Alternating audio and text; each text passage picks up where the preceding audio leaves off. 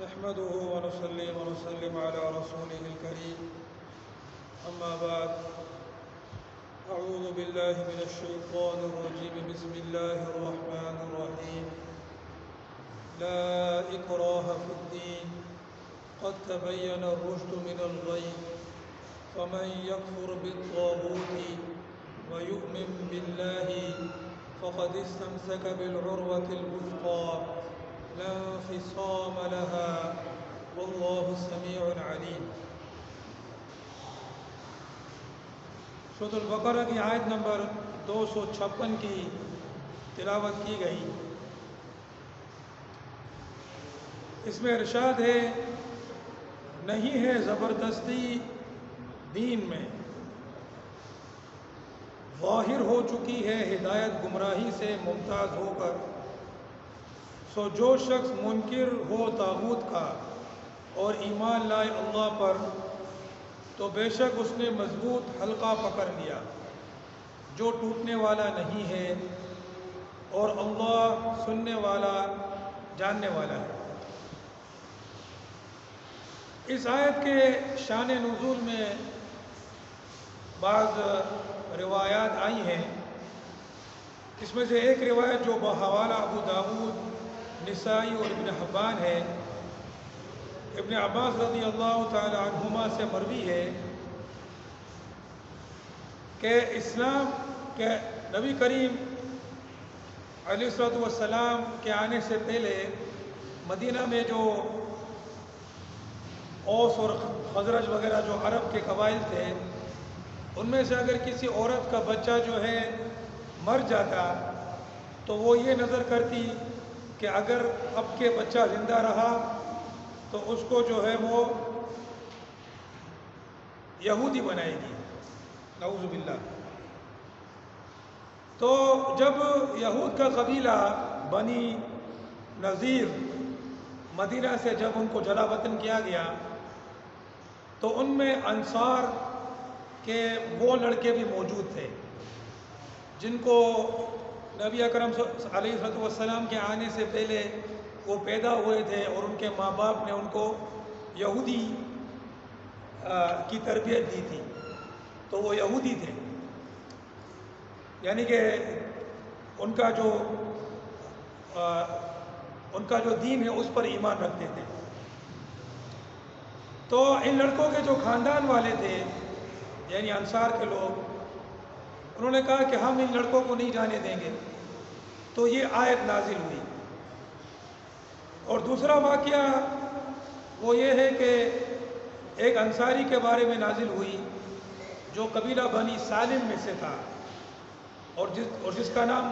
جن کا نام حسین تھا رضی اللہ تعالیٰ عنہ۔ وہ اسلام قبول کر چکے تھے اور ان کے دونوں بیٹے جو ہے وہ نصرانی تھے، اور نصرانیت چھوڑنے کو اس وقت تیار نہیں تھے۔ تو انہوں نے نبی کریم علیہ السلام سے پوچھا کہ کیا میں ان پر زور زبردستی کروں کہ وہ اسلام قبول کریں؟ تو اس پر یہ آیت نازل ہوئی۔ تو مطلب یہ ہے کہ دین اسلام جو ہے وہ کوئی ایسی چیز نہیں ہے کہ اس کو زبردستی جو ہے وہ کسی سے قبول کرایا جائے۔ ظاہر ہے وہ ایک ایسی چیز ہے جو آدمی اپنے اگر اختیار سے قبول نہیں کرے گا، اپنی خوشی سے قبول نہیں کرے گا، تو ویسے بھی اس کے لیے کوئی فائدہ مند چیز نہیں ہوگی۔ اگر بالفرض زور زبردستی سے اگر کوئی بظاہر قبول کر بھی لیتا ہے اور دل میں وہ خوش نہیں ہے اسلام سے، تو ظاہر ہے ایسے اسلام کا نہ اس کو فائدہ ہے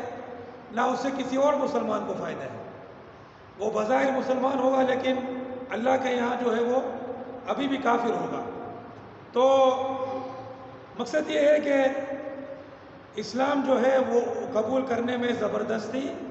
نہ کی جائے۔ اچھا، یہاں پر جو جہاد کا حکم ہے اسلام کے اندر، تو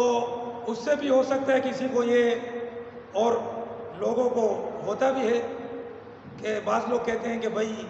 کہ کیا اس طرح زبردستی ہے اسلام کے اندر کہ جہاد کے ذریعے سے اسلام قبول کرایا جاتا ہے؟ تو جہاد کے اندر بھی جو سب سے پہلی بات کی دعوت ہے جہاد کے اندر، جو کہ فرض ہے،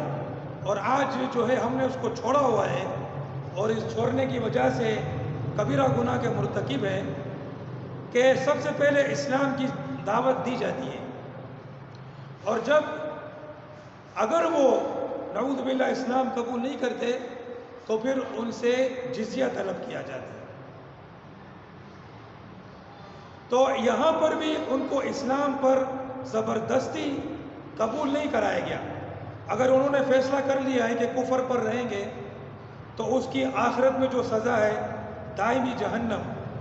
وہ تو مقرر ہے، لیکن دنیا کے اندر ان کو یہ اختیار دیا جاتا ہے کہ جزیہ دے کر جو ہے مسلمانوں کی ماتحتی میں زندگی بسر کرو۔ ہاں، ان کو عزت اور شوکت حاصل نہیں ہوگی، جیسا قرآن میں ہے کہ ذلیل ہو کر اپنے ہاتھ سے جزیہ دیں۔ تو اسلام قبول کرانے پر زبردستی نہیں کرائی جاتی۔ ہاں، ظاہر ہے اگر وہ اسلام قبول نہیں کرتے تو ظاہر ہے اللہ کے باغی ہیں، تو اللہ کے باغی بھی رہیں اور اللہ کی زمین پر حکومتیں بھی کریں، تو ظاہر ہے ایسا تو نہیں ہوگا۔ تو حکومت اور شوکت ان سے چھین لی جاتی ہے اور ان کو محکوم اور ذلیل بنا دیا جاتا ہے کہ وہ ذلیل ہو کر جزیہ دیتے ہیں، لیکن خاص اسلام قبول کرنے پر ان سے زبردستی نہیں کرائی جاتی۔ دوسری بات یہ کہ جب وہ جزیہ دیتے ہیں تو اب ان کو مسلمانوں کے ساتھ رہنے کا موقع ملتا ہے، اور جب وہ مسلمانوں کی طرز زندگی کو دیکھتے ہیں، قریب سے دیکھتے ہیں، ان کے اخلاق، ان کے اعلیٰ کردار کو دیکھتے ہیں، ہو سکتا ہے کہ یہ بھی ان کی جو ہے دین اسلام میں داخل ہونے کا ذریعہ بن جاتا ہے، اور بنا بھی ہے۔ ظاہر صحابہ کرام رضی اللہ تعالی عنہم نے علاقے پر علاقے فتح کیے، اور جب وہ محکوم ہو گئے، اسلام کی ماتحتی میں آ گئے، اور پھر جب انہوں نے خود دیکھا صحابہ کرام کو، تابعین کو، تو جو ہے وہ اسلام قبول کرنا شروع بھی کر دیا۔ تو بہرحال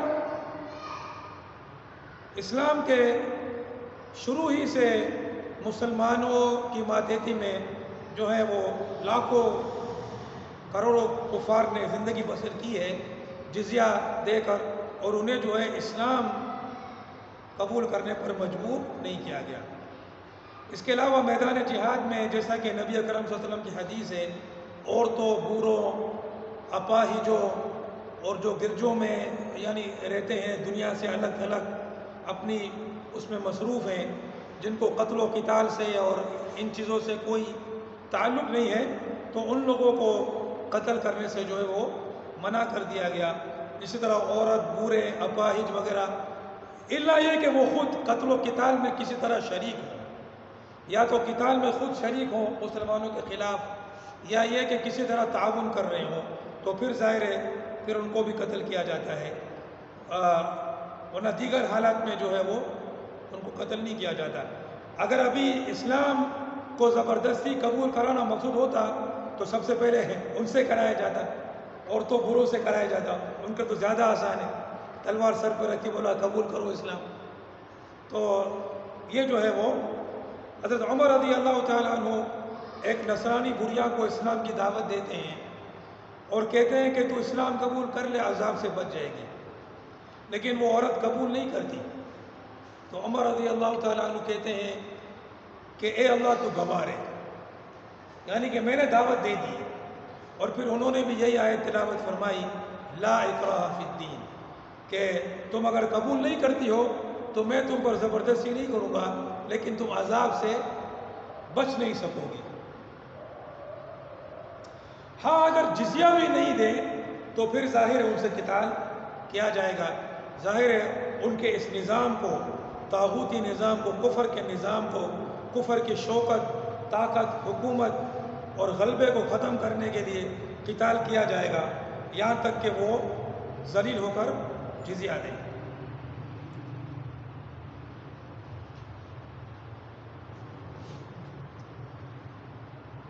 جو شخص منکر ہو طاغوت کا اور ایمان لائے اللہ پر، تو بے شک اس نے مضبوط حلقہ پکڑ لیا۔ طاغوت یعنی ہر وہ چیز جو اللہ کے مقابلے پر ہو، ہر وہ چیز، وہ طاغوت ہے۔ تو جو طاغوت کا انکار کر دیتا ہے اور اللہ رب العزت کو جو ہے وہ یعنی کہ اس کے سہارے کو تھام لیتا ہے، اس کی اطاعت کو تھام لیتا ہے، تو اس نے مضبوط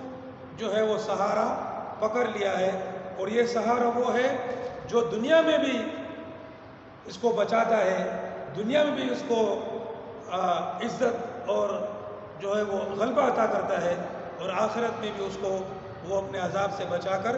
جنت الفردوس میں جگہ عطا فرماتا ہے۔ لن فصام لہا، جو ٹوٹنے والا نہیں ہے، سمجھے نا؟ یعنی کہ جس نے اسلام کو پکڑ لیا، اللہ کی رسی کو پکڑ لیا، وہ خود نہیں ٹوٹے گی۔ اگر تم خود اس کے دامن کو چھوڑ دیتے ہو تو یہ الگ بات ہے، اس کو خود کا ٹوٹنا نہیں ہے، وہ بالکل مضبوط سہارا ہے،